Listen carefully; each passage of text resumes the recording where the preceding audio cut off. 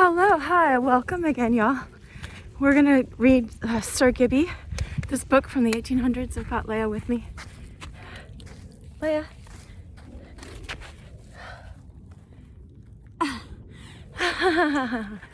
And I wanted to do this a little early so you'd see the mountains back there. It was raining so that they were all snow-capped a couple days ago. And so I'll show you the view when we get up to it. And so George MacDonald was, C.S. Lewis and Tolkien, the guy that wrote The Lord of the Rings, were best friends. Well, you know, they would meet at this pub called the Eagle and Child, and they would talk poetry and literature. And before that, C.S. Lewis was an atheist, and he had this long conversation with Tolkien. But even before that, I think he'd been introduced to George MacDonald's writings from the 1800s, and so he considered George MacDonald his spiritual mentor. And anyway, I welcome all people of all faiths. We're entering the story. I am a psychologist by, quote, trade in my day job. Look, I'll show you the shirt. Today we're not trying to promote the Beatles, we're just saying, where's the, oh, always, forever and always. That's the love we have from God. But I welcome all people of all faiths, so let's watch, we're coming up to this horizon, okay? So you don't see it yet. You don't see it yet, but here comes, look at this as we approach it. Morning.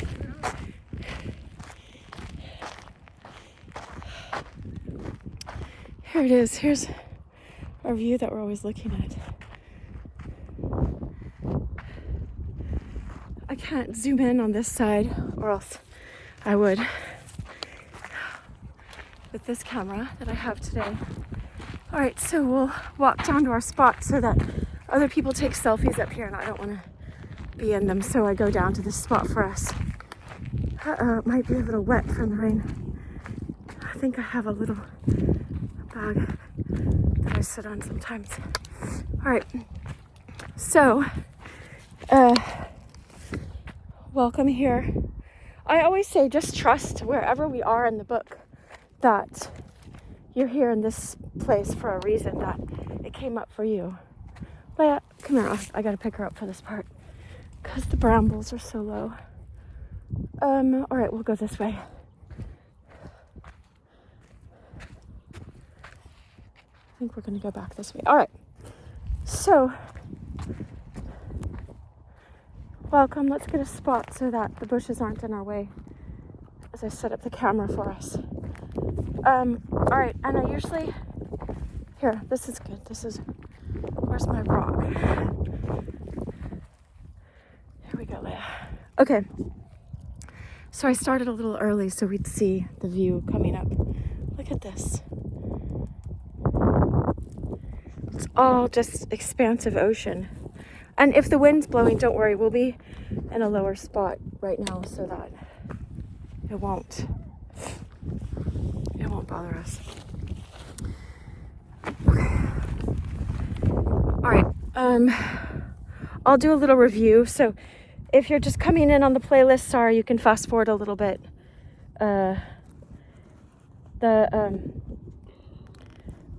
We're talking about Sir Gibbie, and Gibbie is a child that he's mute. He doesn't speak. He can't speak.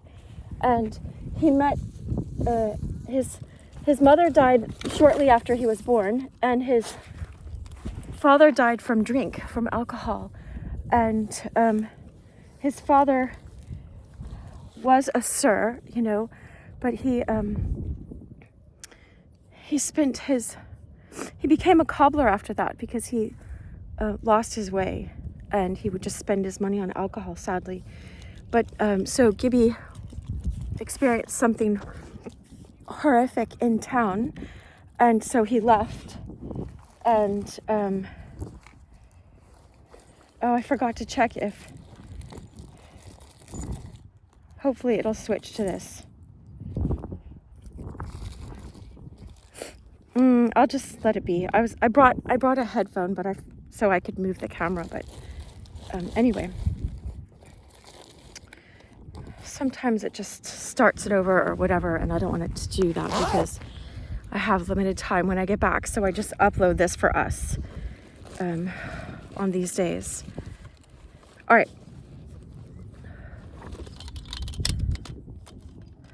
We're ready to start in like 1 minute. Let me see if there's any other pertinent part of the book that we ought to know.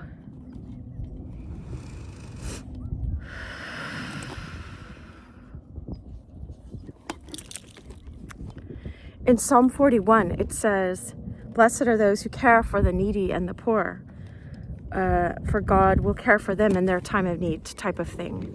I don't know the exact verse. I was meditating on it on the way up here. God will not leave you to the will of the evil of those around you. Anyway, definitely, ultimately not, we know. But it says even on this earth, so that's cool. All right, there's Leah guarding us. And so what I often do sometimes if I do a preliminary is I will do my best to remember to wave the book so that if people are fast forwarding, they know to come to this part. Okay, so we're on Sir Gibbie. It's a book from the 1800s by George MacDonald. We're on chapter 18, the Bruni. Okay, and so Gibbie has been helping out in the housework and chores, and they don't know who's doing it. So anyway, you'll see. All right, hopefully, that's all ocean. There's a boat out there in the water. I wonder if you see it. Anyway, all right. So things had gone on in a way for several weeks. In this way for several weeks. If Gibbie had not been such a small creature, I hardly see how they could for so long. When one morning the men came in to breakfast, all out of temper together, complaining loudly of the person unknown who would persist in interfering with their work.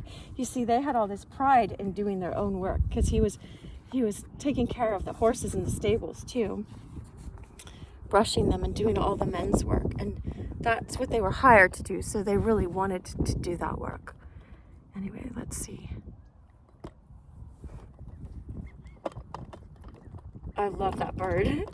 It always sounds like the bird is saying, "I love you, I love you."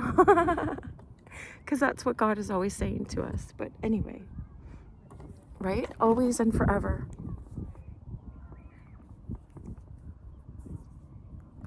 I guess John 3:16 says that. Among every other verse in the Bible, in a way. Okay. What Jesus says we ought to enter the kingdom as we have to be like little children in order to enter the kingdom of heaven. So we're following that. Come here, Leia. What is it? What is it? Want to sit with me? Come here. It's a little chilly. Oh, your water. Do you want your water? Okay. All right, let's get started on the book, and I'll give her water in a second. All right, so they were the louder that their suspicions fluttered about Fergus, who was rather overbearing with them, and therefore not a favorite. He was in reality not at all a likely person to bend back or defile hands over such labor. So he considered himself a scholar, this other guy named Fergus, you'll see. And their pitching upon him for the object of their suspicion showed how much at a loss they were. Their only ground for suspecting him, beyond the fact that there was no other whom by any violence of imagination they could suspect, was that whatever else was done or left undone in the stable, Snowball, whom Fergus was fond of and rode almost every day, was, as already mentioned, sure to have something done for him. Had he been in good odor with them, they would have thought no harm of most of the things they thought he did. Uh-oh. Are you okay, Leia?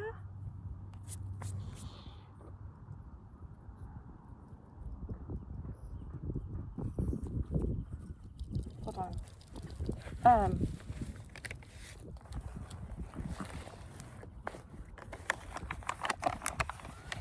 did her bowl go? Hold on.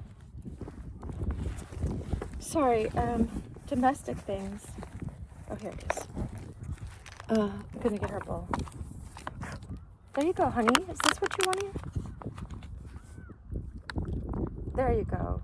Yeah, she's used to when I settle down, before I start, I set up her water bowl. And so she's like, where is it? What's the deal? I beg to come with you. I want my water. All right, so anyway, we're back. Had he been in good odor with them, they would have thought no harm of most of the things, right? But they were saying that Snowball had more, but anyway.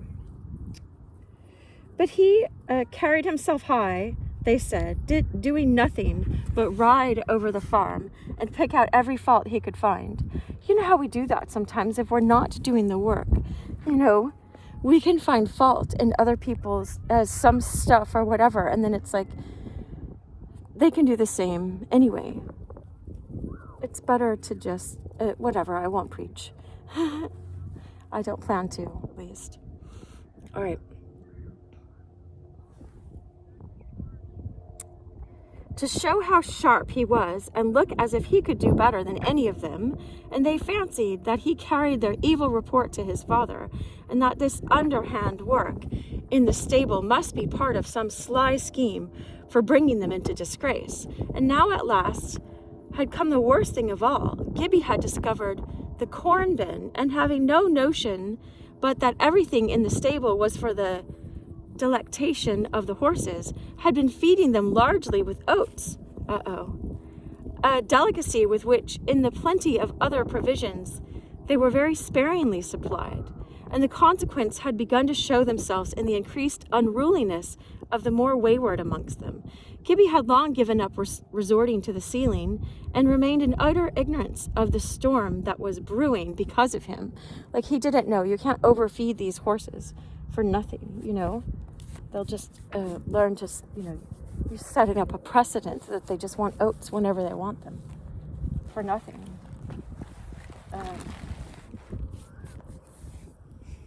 God help us. Anyway, the same day brought things nearly to a crisis. Leia. For the overfed Snowball, proving too much for Fergus's horsemanship, came rushing home at a fierce gallop without him, having indeed left him in a ditch by the roadside. The remark thereupon made by the men in his hearing, that it was his own fault, led him to ask questions, when he came gradually to know what they attributed to him, and was indignant at the imputation of such employment of his mornings to one who had his studies to attend to. Scarcely a wise line of defense, where the truth would have been more credible as well as convincing, namely, that at that time when those works of supererogation could alone be effected, he lay as lost a creature as ever sleep could make of a man. So he's sleeping. He wasn't doing that for sure. All right.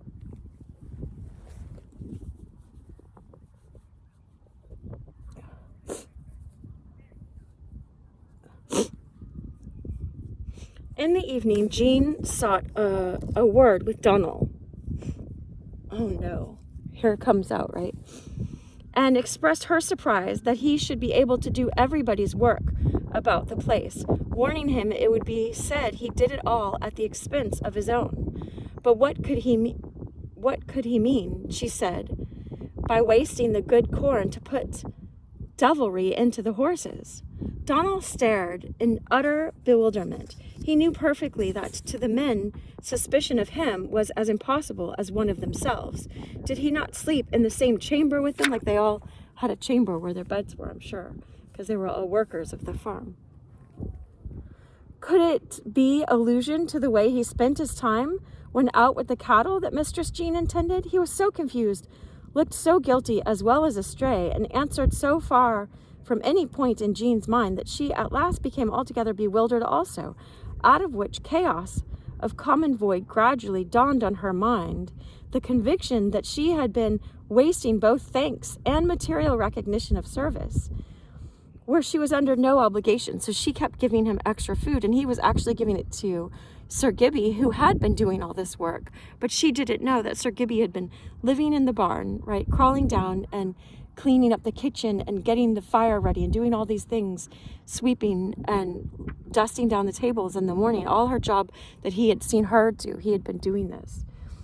And so she had been giving Donald extra food because she thought somehow Donald was waking up and doing all this. Now, her first feeling thereupon was not unnaturally, however, unreasonably, one of resentment, as if Donald, in not doing her the kindness her fancy had been attributing to him, had all the time been doing her an injury. But the boy's honest bearing and her own good sense made her almost at once dismiss the absurdity.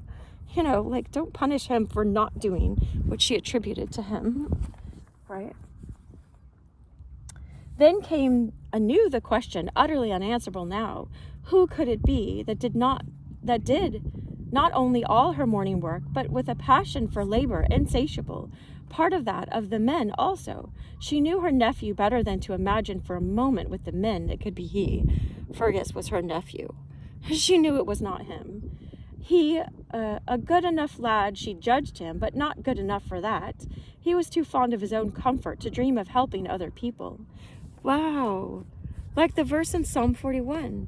Blessed are you, in bliss are you, who help out the poor and the needy. You know, for God will reward you in time of need.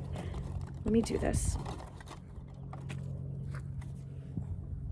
Oh, hold on. Let me get the ocean in the background.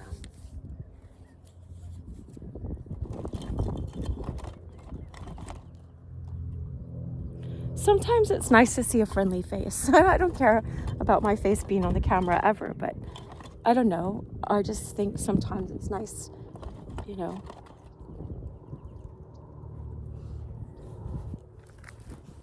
All right. I'm just hearing be at ease. Don't over worry about it. All right. Let me grab a sip of water too, because I haven't had some yet.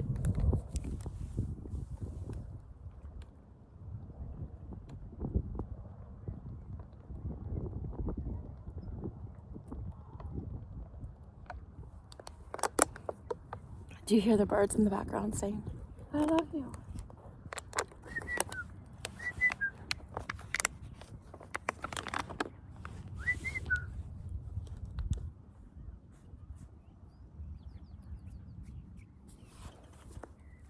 There were bunnies on the way up here. It's all almost spring, right?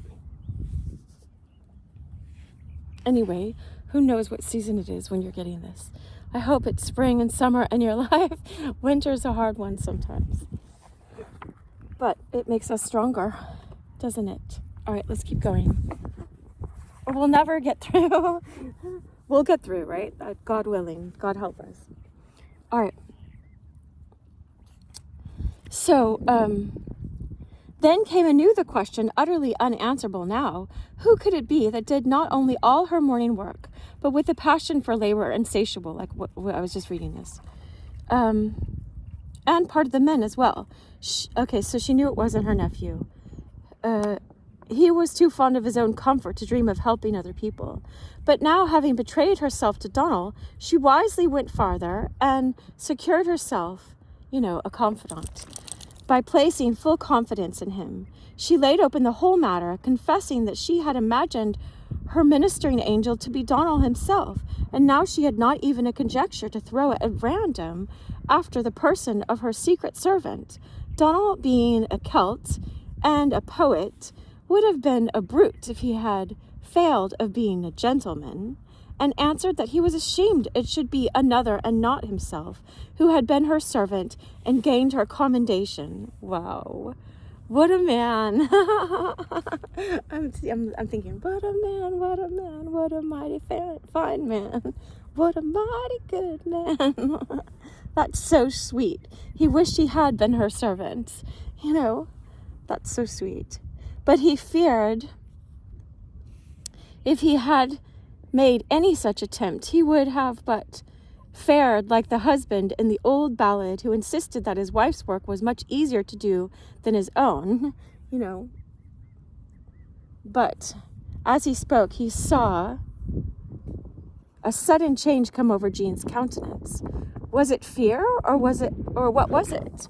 She gazed with big eyes fixed on his face, heeding neither him nor his words, and Donald, struck silent, gazed in return.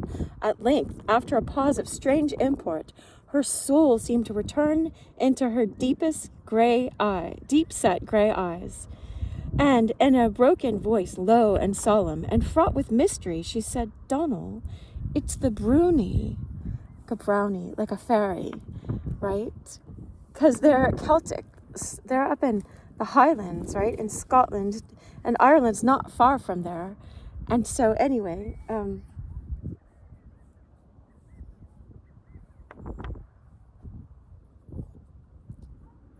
I heard John Butler was talking about angels the other day and fairies, and it was so awesome. I almost got it in my short, but it cut off right before.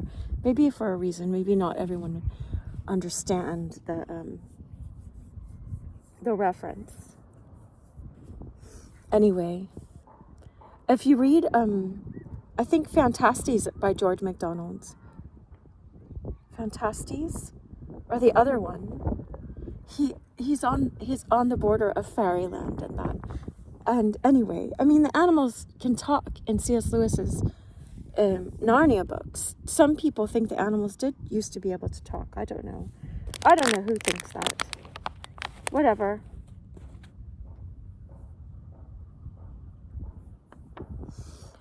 All right.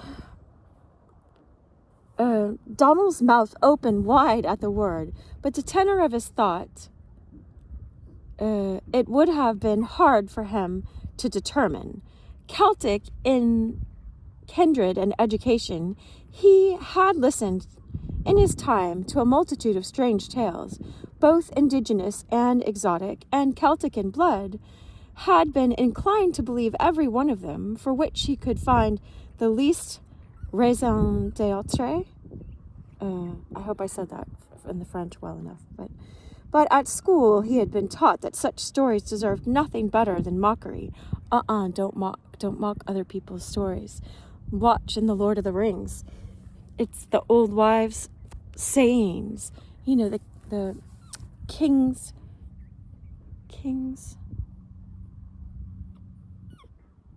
foil.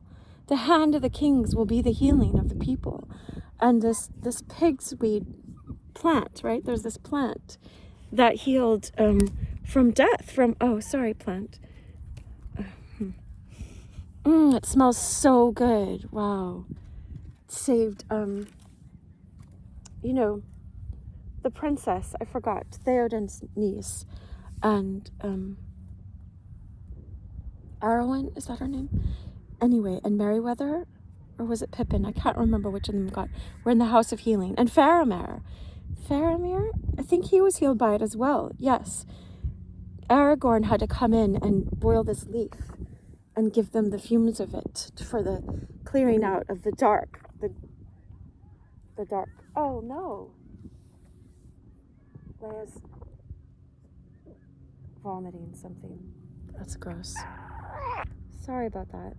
What is it? I wonder what she ate. I didn't give her anything strange.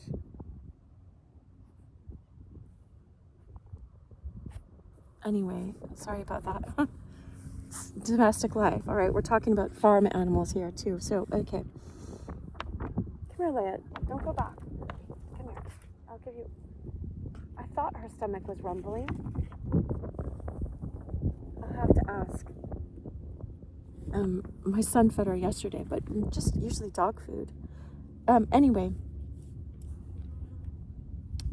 So, all right, so back to the story.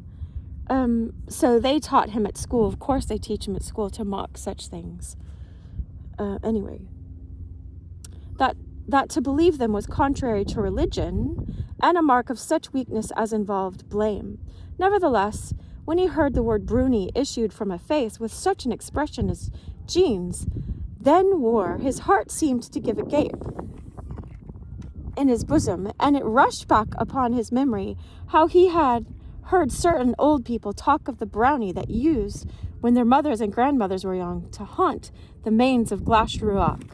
All right, so don't be afraid of those, though. Not ever that. It's not to be afraid. God is bigger than any of this stuff.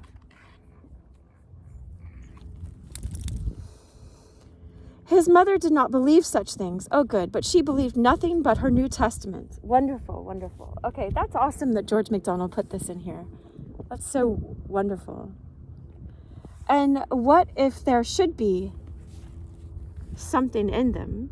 The idea of service rendered by the hand of a being too clumsy, awkward, ugly to consent to be seen by the more finished race of his fellow creatures, whom yet he surpassed in strength and endurance and longevity, had at least in it for Donald the attraction of a certain grotesque yet homely poetic element. He remembered to the honor such a type of creature had in being lapped around forever in the airy folds of Allegro? Is that Dante's Allegro? Anyway. And to think that Mistress Jean, for whom everybody had such a respect, should speak of the creature in such a tone, it sent a thrill of horrific wonder and delight through the whole frame of the boy. Because he's poetic, he likes dreaming. Anyway. Could there be such creatures? And thereupon began to open to his imagination vista after vista into the realms of might-be possibility, where dwelt whole clans and kins of creatures differing from us and our kin, yet occasionally at the crossroads of creation, coming into contact with us and influencing us, not greatly perhaps, yet strangely and notably. Not once did the real brownie occur to him, the small, naked Gibbie. He's barely clothed because he only has the one garment, right? Like an overall system that he has tied around him that was too big for, him because he's so small, but far more marvelous and admirable than any brownie of legend, fable, or fact, whether celebrated in rude old Scots ballad for his tailless feet, or designated in noble English poem or perfect art, as Luber Fiend, of hairy length, right? Anyway, he's saying he's far better than any brownie. Stop, don't eat the ground, Leia. Come on, come here. What's going on? Sorry about your tummy.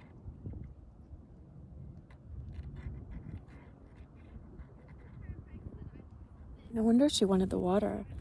Maybe to clear out her system. All right. So Jean Mavor came from a valley far withdrawn in the fields of Gormgarnet Mountains, where in her I want to look this up and see where it is, right? These are real places. Where in her youth she had heard yet stranger tales than had ever come to Donald's ears, of which some had perhaps kept their hold the more firmly that she had never heard them even alluded to since she left her home. Her brother, a hard-headed Highlander, as canny as any lowland Scot, would have laughed to scorn the most passing reference to such an existence. And Fergus, who had a lowland mother, and nowhere is there less of so-called superstition than in most parts of the lowlands in Scotland, would have joined heartily in his mockery. Sad. For the cowherd, however, as I say, the idea had no small attraction, and his stare was the reflection of Mistress Jean's own, for the soul is a live mirror at once receiving into its center and reflecting from its surface. Wow. Did you hear that? For the soul is a live mirror at once receiving into its center and reflecting from its surface. And so when your soul meets another soul, and it has this kindredness, it's a mirror reflecting their soul. I found that at Mary's house in Ephesus, if you ever go. Anyway, maybe everyone won't find it the same. But they found all these relics from old, like the 300s or whatever, that people went there because Mary's house was there after the resurrection. The mother of Jesus lived there, I think, for like 40 years, they say, or so. So there's this whole wall of people that leave prayers for God there, you know, because I'm sure she prayed for everyone there. Anyway, it's really sweet. But anyway, do you really think it is, Mem? Said Donald at last. Think what? Retorted Jean sharply, jealous instantly of being compromised, and perhaps not certain that she had spoken it aloud. Do you really think that there is such a creature as brownies? Mistress Jean, said Donald. What knows you where there is in and what there isn't? How do you know what there is and what there isn't? So it's this Scottish, and I don't know always what they're saying, but I'm just going to translate it best I can. And there is a book out there where a guy that knows this translated it for us, but I couldn't read that because it's not from the 1800s yet. It's not 100 years old, so it's copyright. Returned Jean, and she was not going to commit herself either way, even had she imagined herself above believing such things. She would not have dared to say so, for there was a time still near in her memory, though unknown.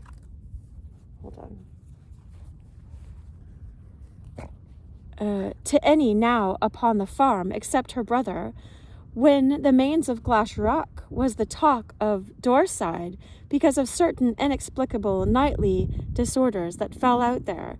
The slang rose, or the Scottish romish, a form of English word romage. Romage? I don't know what that word means anyway. Would perhaps come nearest to a designation of them, consisting as they did of confused noises, rumblings, ejaculations, and the fact itself was a reason for silence, since a word might bring the place again into men's mouths in like fashion and seriously affect the service of the farm. Such a rumor would certainly be made in the market, a ground for demanding more wages to work at the mains, to fee to the mains, right? Like these people will say, hey, if there's something there, then we have to be paid more. Ye hold your tongue, laddie, she went on. It's the least ye can after it's come and gone, and least said soonest mended. Soonest mended. There's that saying, right? Anyway. Go on to your work. But either Mistress Jane's influx of caution came too late, and someone had overheard her suggestion, or the idea was already abroad in the mind. Bucolic and Georgic. For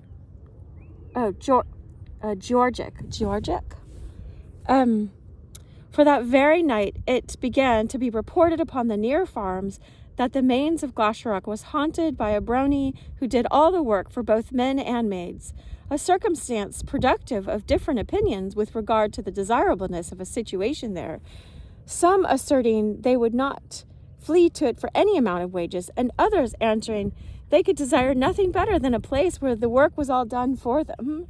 Quick disappearing as Gibbie was, a very little cunning on the part of Jean might soon have entrapped the brownie, but a considerable touch of fear was now added to her other motives for continuing to spend a couple of hours longer in bed than had formerly been her custom, so that for yet a few days things went on much as usual. Gibbie saw no sign that his presence was suspected or that his doings were offensive, and life being to him a constant present, he never troubled himself about anything before it was there to answer for itself. Jesus said that, do not worry about tomorrow, for tomorrow will take care of its own worries. Right? When you're there, you get to take care of it, or God will help you. And put your hand to the plow and don't look back. I was listening to that in a book yesterday. A book by a non-Christian, actually. Well, someone not calling themselves a Christian, but who was baptized, I think, as a baby. Which, that's interesting, if you know what I'm talking about. Anyway. One morning, the long, thick mane of Snowball was found carefully braided and plaited up in innumerable locks. This was properly elf work, right? But no fairies had been heard of on Daurside for many a long year. The brownie, on the other hand, was already in everyone's mouth, only a stray one, probably, that had wandered from some old valley away in the mountains, where they were still believed in, but not the less a brownie, And if it was not the brownie who plaited Snowball's mane, who or what was it? A phenomenon must be accounted for he who will not accept a theory offered or even a word applied is indebted in a full explanation then. All right, then tell us who, right?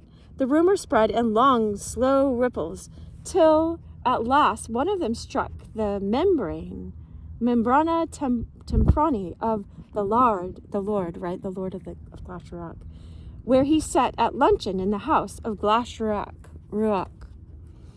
Ruach is the word breath in Hebrew, but I think this is a real place. Come here, Leia. She's going all over. I mean, I have the leash on my legs, so she can't run as far. Here, sorry, plant. All right. Come here, Leia. All right. Chapter XIX 19. The laird, right? Thomas Galbraith was by birth Thomas Durant, but he had married an heiress by which he came into possession of Glashruach, and had, according to previous agreement, taken her name. When she died, he mourned her loss as well as he could, but was consoled by feeling himself now first master of both position and possession. Weird, I didn't know men could take women's names. Anyway, Leia, it's okay.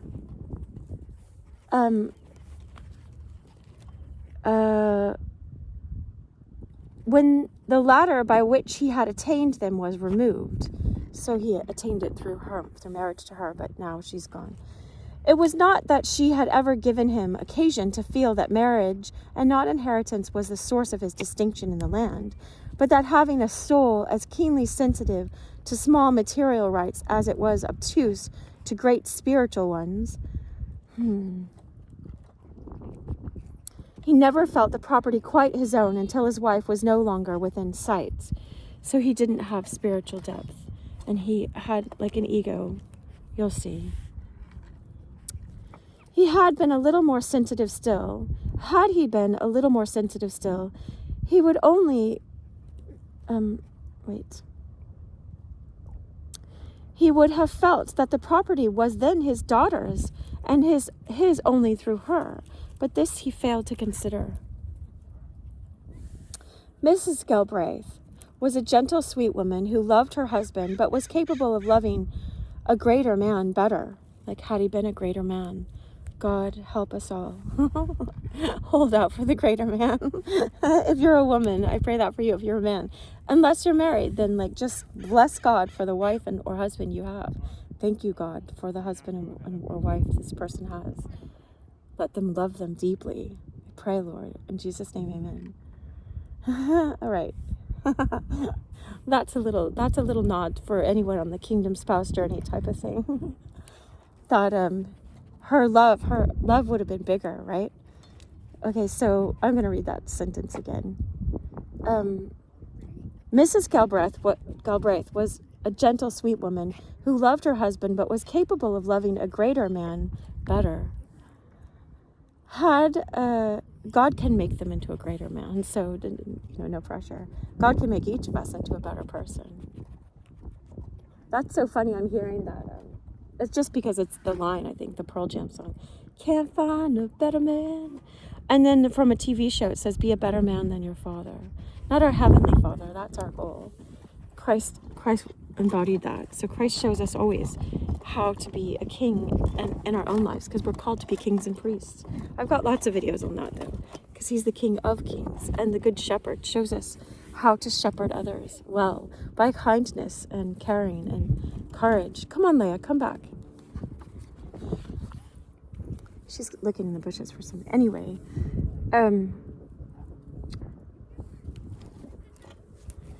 all right, so had she lived long enough to allow of their opinions confronting in the matter of their child's education, serious differences would probably have arisen between them. As it was, they had never quarreled except about the name she should bear, right, their daughter. The father having for her sake, so he said to himself, sacrificed his patronymic, his name, his old last name, was anxious that in order to her retaining some rudimentary trace of himself in the ears of men, she should be overshadowed with his Christian name and called Thomasina. What kind of, anyway, if your girl's name with the name that, then anyway, so Thomasina, it's funny, like George Foreman named all his kids George, Georgina, Georgia. I like Georgia. Georgina's pretty cool too, but anyway, it's so funny. I heard that, I'm not sure if it's true. But the mother was herein all the mother and obdurate for her daughter's future. And as was right between the two, she had her way, and her child a pretty name. Being more sentimental than artistic, however, she did not perceive how imperfectly the sweet Italian name Geneva concorded with the strong Scotch Galbraith. Genevra. Geneva's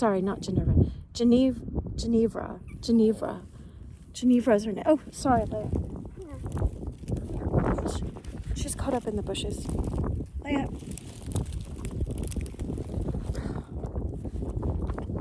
Usually it's not like this. Hold on, her leash is on. It's okay. Come here, just sit here for a little bit. Come here. Good girl. Do you want to sit here? Oh. Like she's just, okay. Leia, come this way. Don't get in the bushes again. Here, come here. Is there room? Here. Can you get by? There you go. Oh, she got back to her water.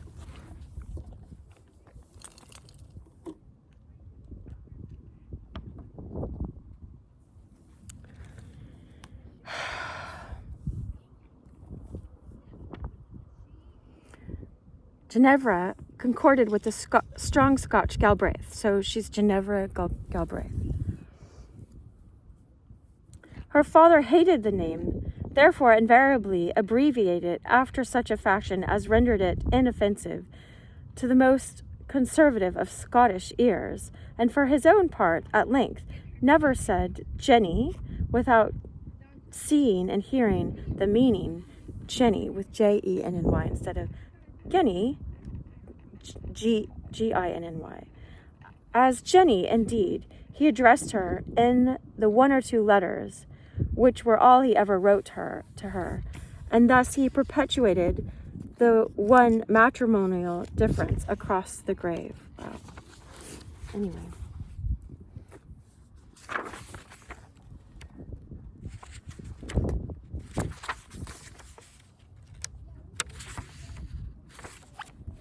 Having no natural bent to literature, but having in his youth studied for and practiced at the Scottish bar, the bar exam type of thing, the law, he had brought with him into the country a taste for certain kinds of dry reading, judged preeminently respectable, and for its indulgence had brought also a not insufficient store of such provender as his soul mildly hungered after, in the shape of books bound mostly in yellow calf, books of law, history, and divinity. What the books of law were, I would not full-heartedly add to many risks of blundering by presuming to recall.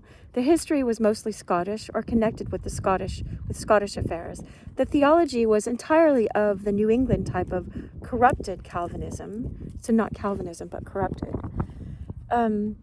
with which in Scotland they saddle the memory of great-souled, hard-hearted Calvin himself. Anyway, I'll just leave that. It's not for theological debate. Thoroughly respectable and a little devout, Mr. Galbraith was a good deal more of a Scotchman than a Christian. Growth was a doctrine unembodied in his creed. He turned from everything new, no matter how harmonious with the old, in freezing disapprobation. He recognized no element in God or nature which could not be reasoned about after the forms of the Scotch philosophy. He would not have said an Episcopalian could not be saved, for at the bar he had known more than one good lawyer of the Episcopal party.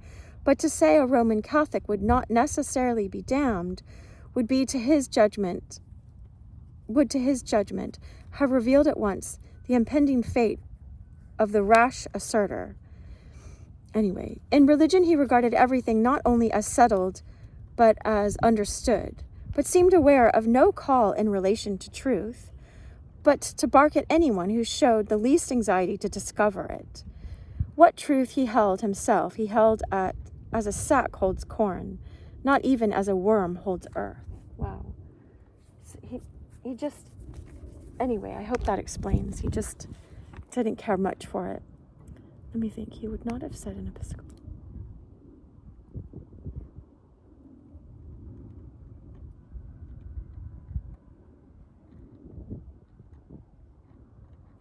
Oh, right. So he's saying that someone that would say that would be their impending faith, I think. Anyway, to his servants and tenants, he was what he thought just, never condescending to talk over a thing with any of the former, but the gamekeeper, except for the gamekeeper, he did talk about things to the gamekeeper, and never making any allowance to the latter for misfortune. In general expression, he looked displeased, but meant to look dignified, right? Often people do. I keep thinking the always and forever still. Anyway, for some reason.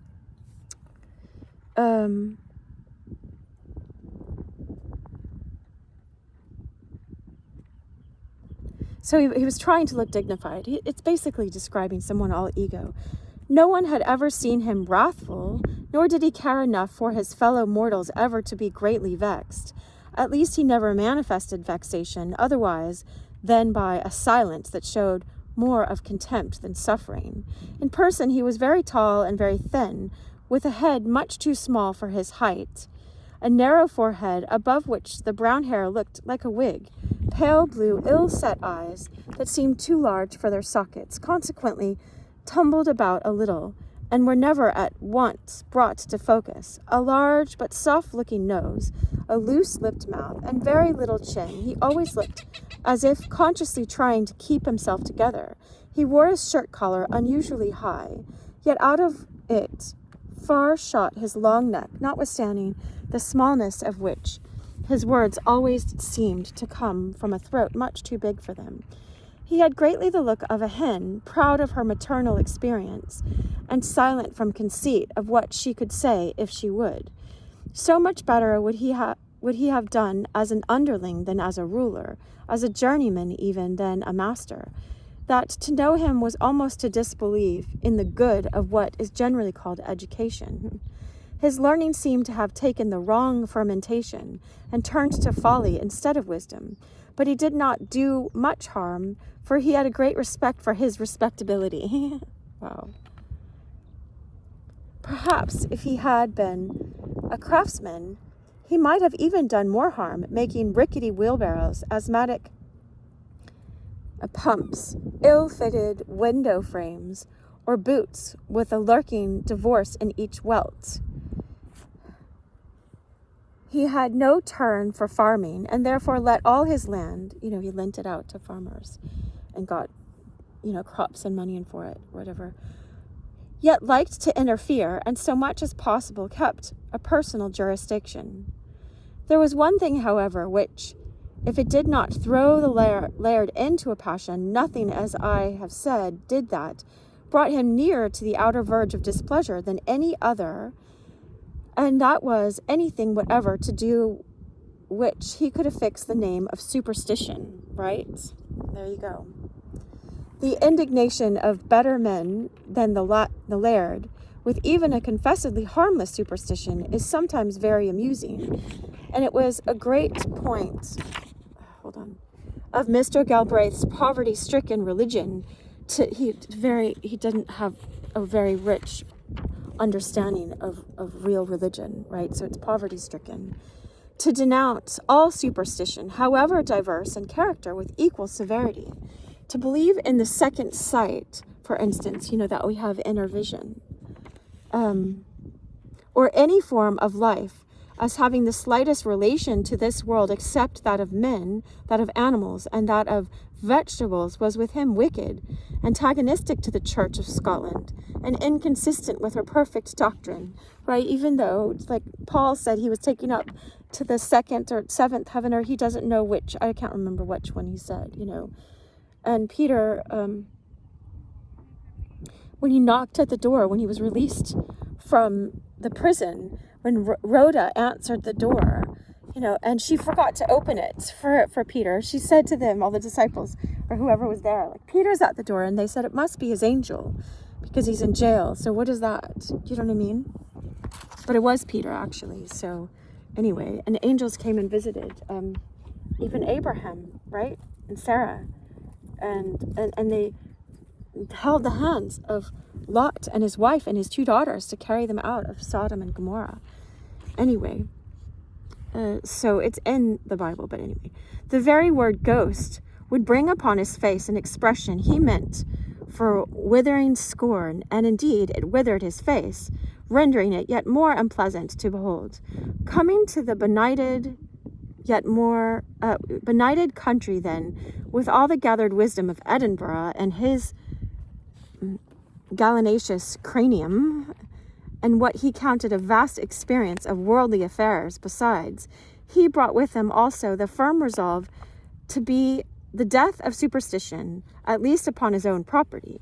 He was not only unaware, but incapable of becoming aware, that he professed to believe a number of things, any one of which was infinitely more hostile to the truth of the universe than all the fancies and fables of a countryside. Right? His not believing in some things was worse than all of their fables and fancies in a countryside, handed down from grandmother to grandchild. When, therefore, within a year of his setting at Glashruach, there arose a loud talk of the Mains, his best farm, as haunted by presences making all kinds of tumultuous noises, and even throwing utensils boldly about, he was nearer to the borders of a rage, although he kept as become a gentleman, a calm exterior, than ever he had been in his life. For were not ignorant clodhoppers asserting as facts what he knew never could take place, at once he set himself with all his experience as a lawyer to aid him, to discover the buffooning authors of this mischief. Where there were deeds, there were doers. Excuse me. It's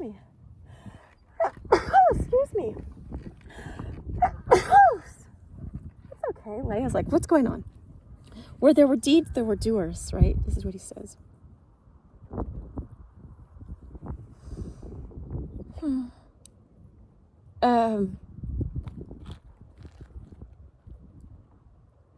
And where there were doers, they were discoverable. But his endeavors, unintermitted for the space of 3 weeks, after which the disturbance ceased, proved so utterly without result that he could never bear the smallest allusion to the hateful busyness. For he had not only been unhorsed, but by his dearest hobby, of making fun of this, right? Anyway. He was seated with a game pie in front of him, over the top of which Ginevra was visible. I see, you'll see, because his own daughter is the one that's going to bring this up. The girl never sat nearer her father at meals than the whole length of the table, where she occupied her mother's place. She was a solemn-looking child of 8 or 9, dressed in a brown merino frock of the plainest description. Her hair, which was nearly of the same color as her frock, was done up in 2 triple plaits, braids, with which hung down her back and were tied at the tips with black ribbons. To the first glance, she did not look a very interesting or attractive child, but looked at twice, she was sure to draw the eyes of a third time.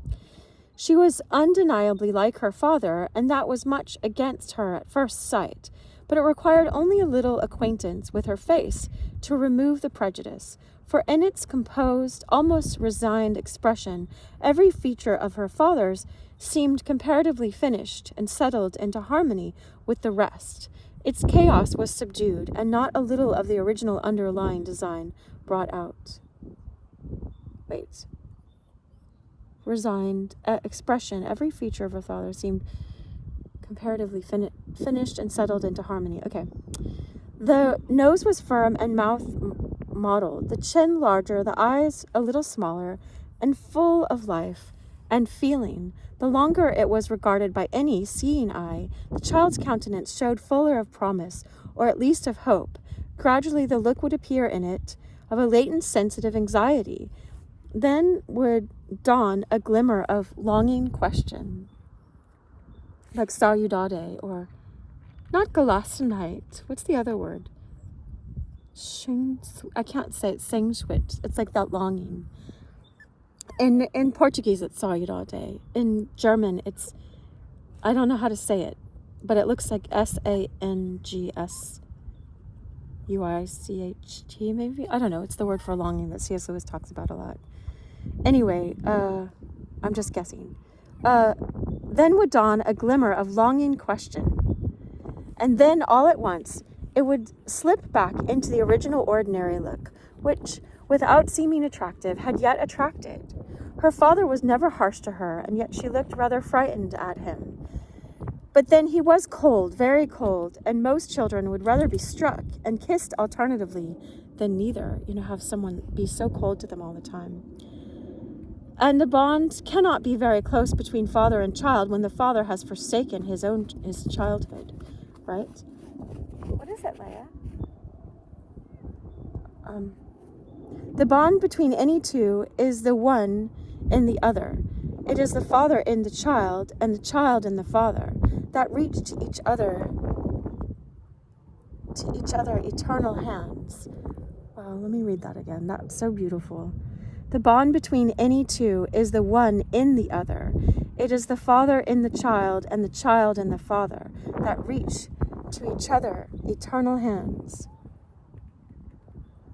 It troubled Ginevra greatly that when she asked herself whether she loved her father better than anybody else, as she believed she ought, she became immediately doubtful whether she loved him at all. She was eating porridge and milk, with spoon arrested in mid-passage. She stopped suddenly and said, "Papa, what's a brownie?" What's a brownie, right? "I have told you, Ginny, that you are never to talk broad Scotch in my presence," returned her father. "I would lay severe commands upon you, were it not that I fear tempting you to disobey me. But I will have no vulgarity in the dining room." His words came out slowly and sounded as if such was a bullet wrapped round with a cotton wool to make it fit the barrel. Ginevra looked perplexed for a moment. "Should I say brownie, Papa?" she asked, because she didn't know what he's talking about.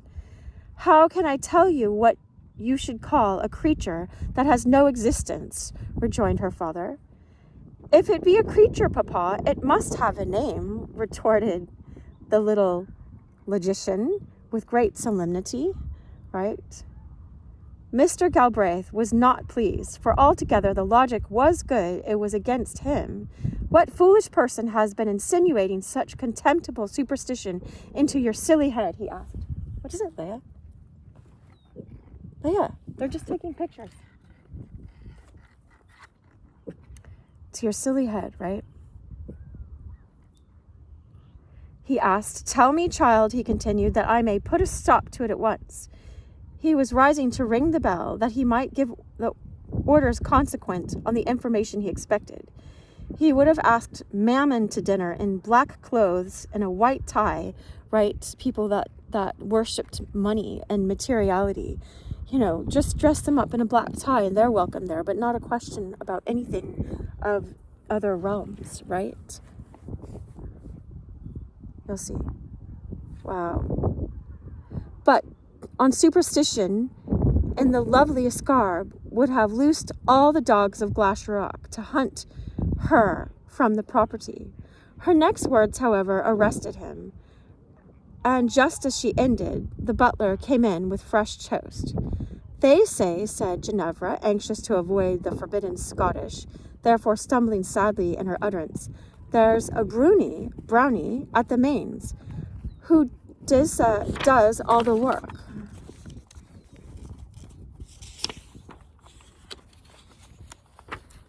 What is the meaning of this, Joseph? Said Mr. Galbraith, turning from her to the butler with the air of rebuke which was almost habitual to him, a good deal heightened. The meaning of what, sir? Returned Joseph, nowise abased, for to him his master was not the greatest man in the world, or even in the Highlands. He's no a Galbraith, he used to say, when more than commonly provoked with him, right? He's not one, he's just taken the name.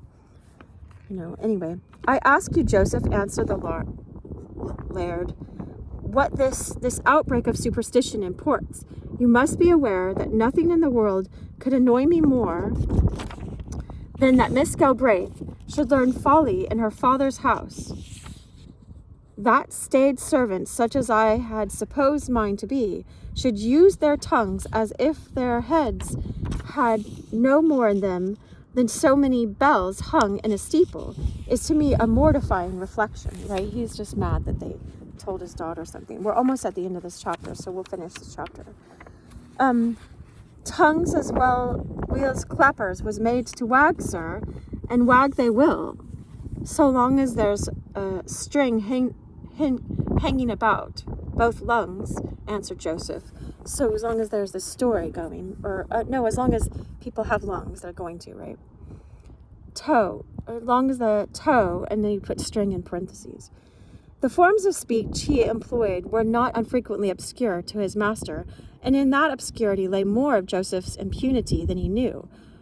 Forby, it says, besides, sir, he went on, given tongues didn't wag, something, anyway, they said a thing right. Well, it's up to you to set a thing right. And so it's up to you to know what's wrong. So he's saying, that's not a bad remark, Joseph, replied the laird, with woolly condescension. Pray acquaint me with the whole matter. I have nothing to acquaint you with, your honour, but the tittle-tattling of tongues, replied Joseph. Tingling of tongues, replied Joseph, and you'll have arrangers like till you settle it, to your satisfaction. Therewith he proceeded to report what he had heard reported, which was in the main the truth, considerably exaggerated, that the work of the house was done ever night by invisible hands, and then the work of the stables too, but that in the latter cantrips were played as well, that some of the men talked of leaving the place, and that Mr. Duff's own horse Snowball was nearly out of his mind with fear. The laird clenched his teeth, and for a whole minute said nothing. Here were either his old enemies again, or some who had heard the old story, and in their turn were beating the drum of consternation in the ears of superstition. So he thought someone was setting this up so that, he'd get a bad reputation or something. Anyway, is it one of the men themselves, he said at last, with outward frigidity, or some ill-designed neighbor, he added, but I shall soon be at the bottom of it. Go to the mains at once, Joseph, and ask young Fergus Duff to be so good as step over as soon as he conveniently can. Fergus was pleased enough to be sent for by the laird, the master of the land, type of thing, and soon told him all he knew from his aunt and the men, confessing that he had himself been too lazy of a morning to take any steps towards personal acquaintance with the facts, but added that, as Mr. Galbraith took an interest in the matter, he would be only too happy to carry out any suggestion he might think proper to make on the subject. Fergus, returned the laird, do you imagine things inanimate can of themselves change their relations in space? In other words, are the utensils in your kitchen endowed with powers of locomotion? Can they take to themselves wings and fly? Or to use a figure more to the point, are they provided with members necessary to the washing of their own persons, shall I say? Answer me these points, Fergus. Certainly not, sir, answered Fergus solemnly, for the laird's face was solemn, and his speech was very solemn. Then, Fergus, let me assure you that to discover by what agency these apparent wonders are affected, you have merely to watch. If you fail, I will myself come to your assistance. Depend upon it. The things, when explained, will prove simplicity itself. So he's just saying it's just someone doing this. Anyway, Fergus at once undertook to watch, but went home not quite so comfortable as he had gone, for he did not altogether, notwithstanding his unbelief in the so-called supernatural, relish the approaching situation. Belief and unbelief are not always quite plainly distinguishable from each other, and fear is not always certain which of them is his mother. He was not the less resolved, however, to carry out what he had undertaken, that was, to sit up all night if necessary in order to have an interview with the extravagant and erring spirit, surely, whether embodied or not, that dared thus wrong domestic awe, night rest, and neighborhood. This is the wrong, anyway. By doing people's work for them unbidden, not even to himself did he confess that he felt frightened, for he was a youth of nearly 18, but he could not quite hide from himself the fact that he anticipated no pleasure in the duty which lay before him. Okay, so chapter 20 is called The Ambush. I had hoped on the way up here that we had finished this chapter because it's sensitive. It's painful because you love Gibbie so much. But I won't do any spoilers. I wish you so much love. I'll see you in the next video. Thanks for being here. Share this with like-minded souls, right?